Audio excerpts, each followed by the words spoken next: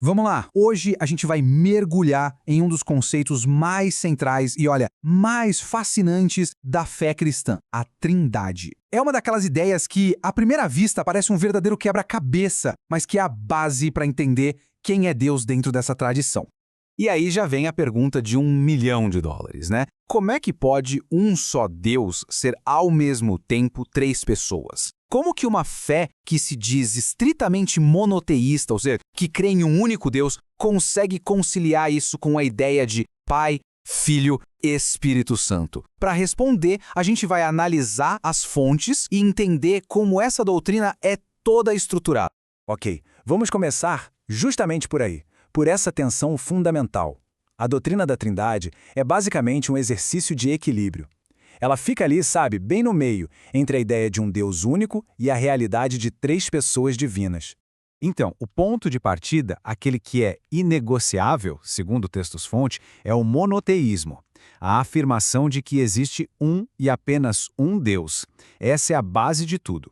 É importante deixar isso bem claro. Não estamos falando de três deuses de jeito nenhum. A conversa é sobre um único ser divino. E aqui está a definição teológica. Se liga nessas duas palavras-chave, essência e pessoas. A ideia é que existe uma única essência divina, uma só natureza. Mas essa essência é compartilhada por três pessoas que são distintas entre si. É crucial entender que elas não são três modos ou máscaras que Deus usa para se manifestar. Não. São três centros de consciência pessoal dentro da mesma divindade. Beleza. Então, quem são essas três pessoas?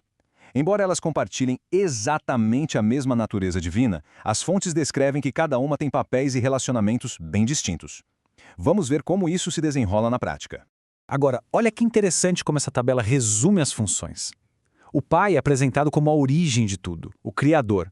O Filho, Jesus Cristo, é o agente, aquele através de quem tudo foi criado e redimido. E o Espírito Santo? Bem, ele é quem aplica essa obra de Deus no mundo e na vida das pessoas, atuando como um consolador e santificador.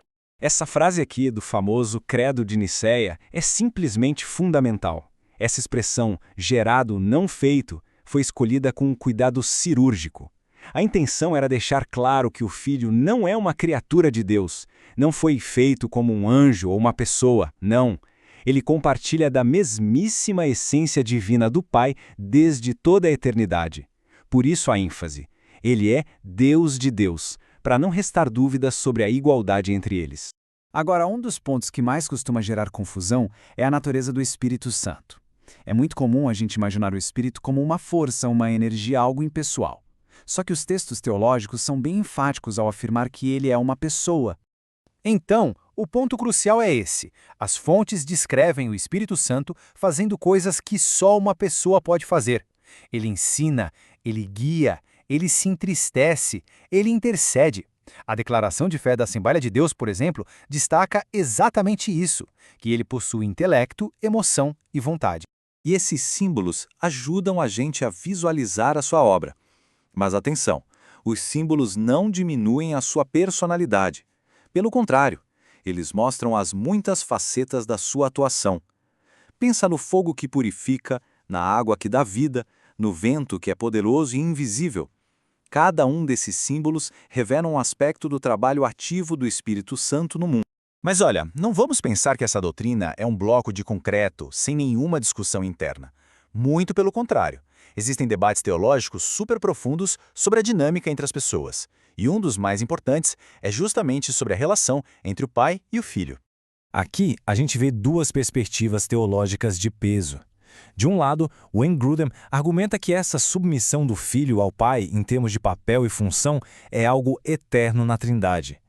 Já do outro lado, Franklin Ferreira defende que não, que essa subordinação foi algo temporário, que aconteceu só durante a missão de Jesus na Terra. Para ele, na eternidade, o que existe é uma única vontade divina, sem essa hierarquia de autoridade. É um debate que mostra o quão fundo o pensamento teológico pode ir nesse tema. Tá, mas depois dessa discussão toda fica a pergunta. Afinal de contas, qual a relevância prática de uma doutrina tão complexa? As fontes indicam que a Trindade não é só uma teoria abstrata, mas algo com implicações bem profundas para a fé e para a vida. Vamos dar uma olhada em como isso se aplica na salvação, por exemplo. De acordo com essa visão, cada pessoa da Trindade tem um papel distinto no processo. O Espírito Santo é quem inicia tudo, convencendo a pessoa da necessidade da salvação. Depois, o Filho Jesus Cristo é quem realiza a obra da redenção na cruz. E, finalmente, o Pai é quem recebe o crente e o declara justo.